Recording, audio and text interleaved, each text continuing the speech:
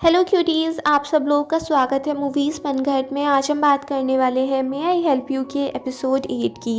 Episode की starting होती है किम टेही अपनी फ़ोटोज़ क्लिक करा रहा होता है अपनी फैमिली के साथ, और वहाँ पे उसका छोटा भाई भी होता है। उनकी फैमिली बहुत अच्छा टाइम एक साथ गुजार रहे थे। फिर दिखाते हैं प्रेजेंट टाइम में किम टेही से मिलने चुंगा आई थी और वो उससे कहती है कि क्या मैं उस आदमी को मार दूँ। उसे मारना बहुत इजी होगा, बस तुम मुझे एक बार ऑर्डर दे दो, मैं वो काम इजीली कर सकती हूँ, और अपने आप को ब्लेम करना बंद करो। और ये सारी बातें वहाँ पे डोंगजू भी सुन रही थी, तो वो एकदम से फिर किम टेही से बोलती है कि फिर मैं किसी और दिन आती हूँ, और फिर वो वहाँ से चली जाती है। फिर दिखाते हैं चुंगा कहती है कि तुम यहाँ पे भी अकेली नहीं थे ना, और मैं कितने टाइम तक वेट करूँ, कब तक तुम ऐसे ही करोगे, प्लीज़ अपने आप को ब्लेम करना बंद करो। बट किम टेही उससे कह देता है कि उसको मारने से क्या होगा, क्या वो सारी चीज़ें फिर से ठीक हो जाएंगी, नहीं ना, तो फिर वो सब करने से क्या फ़ायदा है। फिर दिखाते हैं पास्ट में किम टेही का भाई छाता लेके बारिश में जा रहा था, और तभी उसका एक्सीडेंट हो जाता है एक गाड़ी से, और तभी किम टेही का भाई मर चुका था, और वहाँ पे जिसने उसका एक्सीडेंट किया था वो भी घायल हो चुका था। फिर दिखाते हैं इंस्पेक्टर सीओ किसी को हॉस्पिटल में देख रहा होता है, तो वो जानता है कि वही ट्रक ड्राइवर होगा जिसकी वजह से किम टेही के भाई का एक्सीडेंट हो गया था। फिर किम टेही चुंगा से कह देता है अगर उसको मारने से सारी चीज़ें ठीक हो जाएंगी तो अभी जाके मार दो उसको, बिल्कुल अभी मार दो। और फिर चुंगा वहाँ से रोती रोती भाग जाती और विंसेंट भी ये सब कुछ देखता है। फिर दिखाते हैं किम टेही ऐसे ही अपसेट बैठा रहता है। मॉर्निंग में दिखाते हैं डोंगजू तैयार हो जाती है एक्सरसाइज करने के लिए, और तभी वो किम टेही से टकरा जाती है। वो किम टेही को बताती है कि वो एक्सरसाइज करने जा रही है, और वो दूसरी साइड दिखाते हैं सोरा भी एक्सरसाइज कर रही होती है, और वो कहती है कि मुझे बहुत प्रिटी बनना है, बहुत सुंदर बनना है, बहुत अच्छी रहूँगी मैं। और फिर वो डोंगजू के बारे में सोचने लगती है कि वो हमें पूरी बात बता नहीं रही है। तभी वहाँ पे डोंगजू भी आ गई थी भागते भागते। फिर वो तो इन्हें बात करने लगते हैं, और डोंगजू उनसे पूछती है कि यार प्यार में ऐसा होता है कि हम किसी को मारने के लिए भी तैयार हो जाते हैं क्या। सोरा कहती है किसी और को मारने को क्या, मगर खुद मरने के लिए ज़रूर तैयार हो जाते हैं कि किसी और के लिए। फिर दिखाते हैं किम टेही काफ़ी सफाई कर रहा होता है, और विंसेंट कहता है कि आज क्या हो गया, आज ये सफाई का भूत कहाँ से चढ़ गया। फिर वो दोनों चर्च जाते हैं, और दूसरी साइड दिखाते हैं डोंगजू भी चर्च में ही बैठी होती है। वो फादर से बोल रही होती है कि जो फर्स्ट लव होता है बहुत अमेजिंग होता है क्या। उसकी बात सुन के फादर शॉक्ड हो जाता है, वो उसकी साइड देखते हैं। फिर वो अपनी फर्स्ट लव के बारे में सारी बातें बताने लगते हैं, और वो कहते हैं वैसे फर्स्ट लव कोई अच्छी चीज़ नहीं है, इससे जितना दूर रहो उतना ही अच्छा है। डोंगजू कहती है बट मैं क्या करूँ, मेरा दिल उधर की तरफ ही जा रहा है, उस पेंडोरा बॉक्स को खोलने का मन कर रहा है मेरे दिल का, मुझे इस फर्स्ट लव के बारे में जानना है। फिर दिखाते हैं वो चारों मिल के लंच करते हैं, और वहाँ पे बार बार फादर वही बात करने लगते हैं फर्स्ट लव की, फर्स्ट लव की। डोंगजू ने चुप भी करती है, बट वो प्यार व्यार की बातें करने लग जाते हैं। वो क्वेश्चन तो किम टेही से पूछ रहे थे, बट सारे आंसर विंसेंट दे देता है अपने हिसाब से। वहाँ से जाते हुए वो लोग देखते हैं कि वहाँ पे बहुत सारे बच्चे खेल रहे थे, तो फादर उनको बताते हैं कि हमारे चर्च मेंबर्स के बच्चे हैं, स्कूल के बाद ही यहाँ पर आ जाते हैं, और हम इनको काफ़ी सारी चीज़ें सिखाने, जैसे कैलीग्राफी और वॉयलिन या और भी सारी चीज़ें। विंसेंट कहता है कि अगर कभी सबके लिए आपको मेरी ज़रूरत हो तो प्लीज़ मुझे कॉल कर लीजिएगा, क्योंकि मैं इन सब चीज़ों में बहुत फर्स्ट क्लास हूँ। फिर दिखाते हैं वहाँ पे एक लेडी आती है स्नैक्स बांटने के लिए, सारे बच्चे जल्दी जल्दी आके ले जाते हैं, बस एक बच्चा जोसेफ ही पीछे रह जाता है, उसको फादर लेके आते हैं, और फिर वो भी एक आइसक्रीम ले लेता है। उसको देख के डोंगजू को याद आता है कि बचपन में जब वो टेबल टेनिस खेला करती थी तो वहाँ पे भी पेरेंट्स अधिकतर ऐसे सामान ले आया करते थे, बस डोंगजू के घर से ही कोई नहीं आया करता था, और डोंगजू भी ऐसी पीछे रह जाया करती थी, बट सोरा सबसे आगे जाके उसके लिए भी ले आती थी। फिर डोंगजू जोसेफ को ही देख रही होती है, और किम टेही देखता है कि डोंगजू क्या देख रही है, और वहाँ पे वो बच्चे स्टार्स की बातें कर रहे थे कि हमने टेंट लगाया था, फिर हम स्टार्स देखने गए थे, और जोसेफ उनकी बात को सुन के बहुत खुश हो रहा था। और किम टेही को भी याद आता है उसने अपने भाई से प्रॉमिस किया था कि वो उसको स्टार्स दिखाने के लिए लेके जाएगा, वो भी टेंट लगाएंगे, बट ये प्रॉमिस कभी पूरा नहीं हो पाया। फिर दिखाते हैं डोंगजू का बॉस अपनी एक्स गर्लफ्रेंड के साथ बैठा होता है, और वो उससे कहती है कि तुमने मेरे बच्चे के लिए जो किया है इतना तो कोई भी नहीं करता है, जितने तुमने पैसे दिए हैं वो सारे के सारे मैं चुका दूंगी, एक कौड़ी भी नहीं छोड़ूंगी। उनका बॉस उससे कहता है कि एटलीस्ट ये बात तुम अपने हस्बैंड को बता दो, उसको भी तो जानने का हक है कि उसका बच्चा बीमार है। वो इस बारे में बात कर ही रहे थे कि इतने में वहाँ पे उसकी एक्स गर्लफ्रेंड का फादर आ जाता है और वो डोंगजू के बॉस को काफ़ी डांटने लगता है कि तुम भी अब भी मेरी बेटी के साथ क्या कर रहा है, मेरी बेटी का सारा गुड फॉर्च्यून तूने ही छीन लिया है, इसका बच्चा कितना अच्छा पैदा हुआ था मगर अब वो बीमार हो गया, सब तेरी वजह से ही हुआ है, और उसको खूब सुना रहा होता है। और तभी पीछे से आ जाती है सोरा, वो उस आदमी के सिर पर मारती है और उसको खूब डांट देती है। डोंगजू का बॉस सोरा को छुपा रहा था बट सोरा एक भी नहीं सुनती और उस आदमी को बहुत बुरी भली सुना के वहाँ से एकदम चुपचाप निकल जाती है।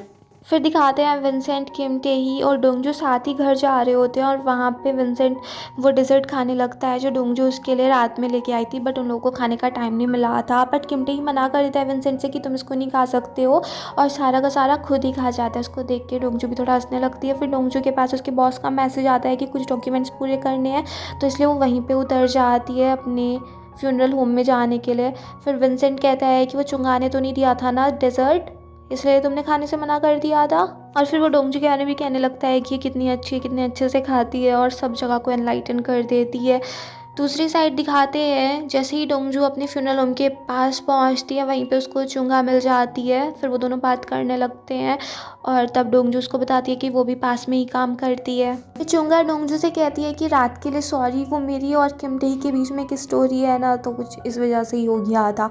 फिर डोंगजू वहाँ से चली जाती है बट उसके दिमाग में वही चीज़ें चल रही होती हैं कि चुंगा और किम टेही के बीच में कोई स्टोरी थी। दूसरी साइड दिखाते हैं किम टेही डोंगजू के पापा से मिलता है और वहाँ पे डोंगजू के डैड उससे पूछते हैं कि बैग कैसा लगा। किम टेही भी बता रहा होता है कि बैग काफ़ी अच्छा था। और फिर वो दिखाता है कि वहाँ पे ना एक प्लेग्राउंड में जोसेफ बैठा हुआ था।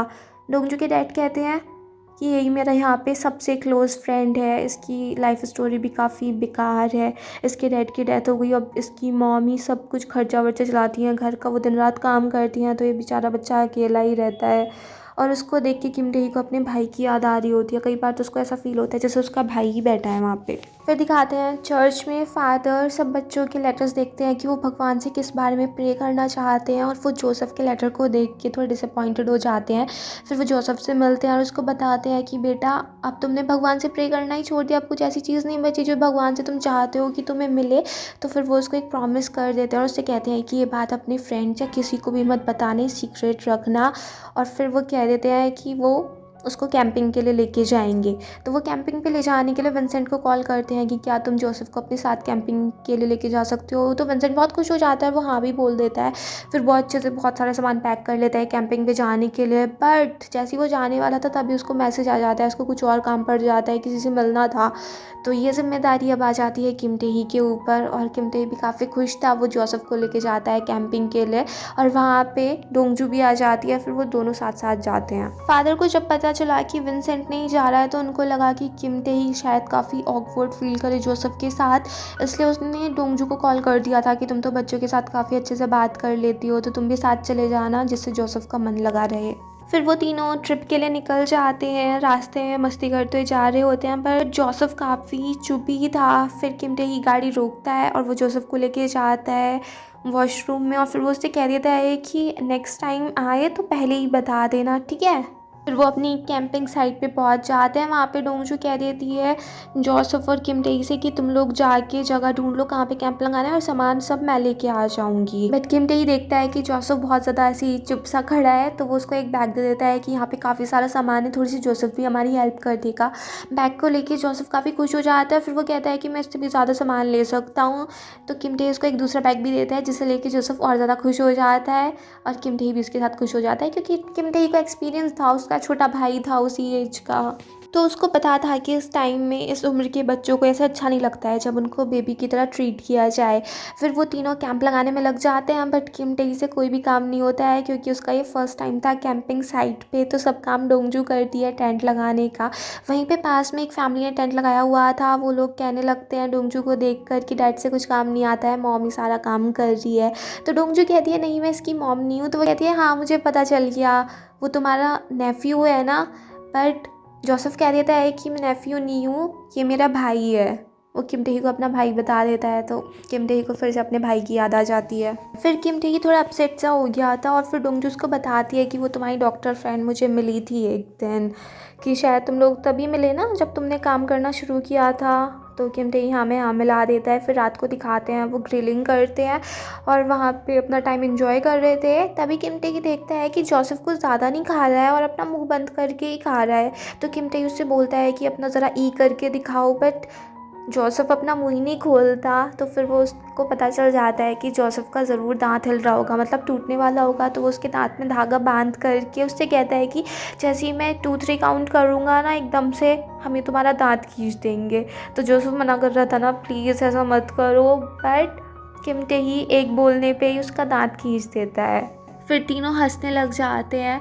फिर किम टेही देखता है कि जोसेफ ऐसे ही शांत सा बैठा हुआ है, तो वो उसको उसका टीथ दिखाता है और उसको फेंक देता है। उससे कहता है कि अभी हमने फेंक दिया है और अब हम इससे प्रे करेंगे कि तुम्हारा और भी ज़्यादा स्ट्रॉन्ग टीथ आए, जिससे जोसेफ खुश हो जाता है और वो किम टेही का हाथ पकड़ लेता है। उसका हाथ पकड़ते ही किम टेही को अपने भाई की याद आ जाती है कि उसने अपने भाई का दांत भी इसी तरीके से निकाला था और उसका भाई भी उसके हाथ को ऐसे ही पकड़ता था।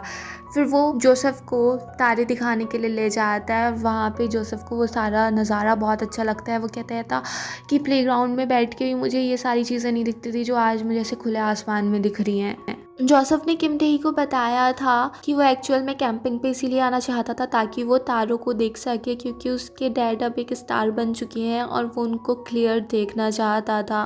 फिर जोसेफ स्टार्स को देख के रोने लगता है, उसको अपने डैड की याद आ रही थी। तब उसको डोंगजू छिपाती है कि मेरी मॉम भी एक स्टार बन चुकी है और मेरी मॉम तुम्हारे डैड साथ साथ होंगे और वो हम लोगों का ख्याल रख रहे होंगे, ऊपर से हम लोगों को देख रहे होंगे।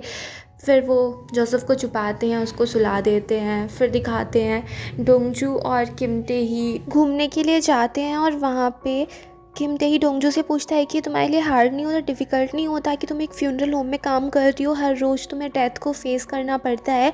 डोंगजू कहती है कि वहाँ पे सिर्फ मुझे डेथ को फेस नहीं करना पड़ता, वहाँ पे मुझे उन लोगों के बारे में पता चलता है जिनको ये ज़िंदगी जीनी है, भले से उनके लव्ड वंस चले गए हैं बट उनको हिम्मत रखनी है, उनको जीना है। मुझे वहाँ पे बहुत सारी चीज़ें पता चलती हैं। फिर वो किम टेही से पूछने लगती है कि तुम्हें कैसे पता चला जोसेफ के बारे में, कि उसको कब वॉशरूम जाना है, कब उसको क्या चीज़ पसंद है, उसके दांत के बारे में। जिसे सुन के किम टेही एकदम से चुप सा हो जाता है। फिर वो बताता है कि मेरा एक छोटा भाई था, एक बार किम टेही ने उसको फ़ोन किया कि उसको अपना एक सामान चाहिए। पहले तो उसका भाई मना कर रहा था, बट किम टेही कह देता है कि अगर तू वो मेरा सामान उस मार्केट तक ले आएगा तो मैं तुझे घुमाने के लिए लेके जाऊँगा, जहाँ पे तुझे जाना है वहीं पे ले जाऊँगा स्टार्स को दिखाने के लिए। तो उसका भाई रेडी हो जाता है। फिर दिखाते हैं जब किम टेही का भाई घर से निकल रहा होता है, तो वो अपने भाई को कॉल कर रहा था बट फ़ोन लगता नहीं है। फिर उसका भाई बाहर निकल जाता है और जब किम टेही फ़ोन रिसीव करता है तो वो अपने भाई से कह ही रहा होता है कि मैं बस आ रहा हूँ, बट उसको जो न्यूज़ मिलती है उससे वो बहुत ज़्यादा शॉक्ड हो जाता है। वो अपने हॉस्पिटल की इमरजेंसी यूनिट में जाता है और वहाँ पे वो देखता है कि उसका भाई मर चुका है। और यही बात बताते बताते किम टेही रोने लगता है कि मेरी वजह से मेरा भाई मर गया। किम टेही ऐसे भयंकर सा रो रहा होता है। डोंगजू उसको छुपाती है, उसको हक कर लेती है।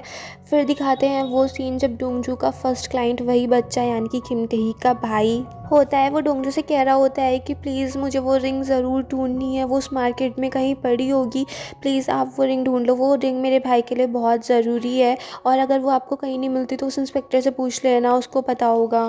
दूसरी साइड दिखाते हैं इंस्पेक्टर सीओ, वो भी उसी मार्केट में खड़ा होता है। फिर उसके पास्ट का दिखाते हैं जब किम टेही के भाई का एक्सीडेंट हो गया था तो वो एकदम से मरा नहीं था, वो थोड़ा सा ज़िंदा था। वो इंस्पेक्टर से कहता है कि प्लीज़ इंस्पेक्टर मेरी हेल्प करो। और इंस्पेक्टर उस टाइम वो गाड़ी देख रहा होता है जिसमें उसका ड्राइवर घायल पड़ा था। और यहीं पे ये एपिसोड फिनिश हो जाता है। अगर आपको ये पसंद आया हो तो प्लीज़ मेरे चैनल को सब्सक्राइब करें, लाइक करें, शेयर करें, कमेंट्स करें and bye bye till next video.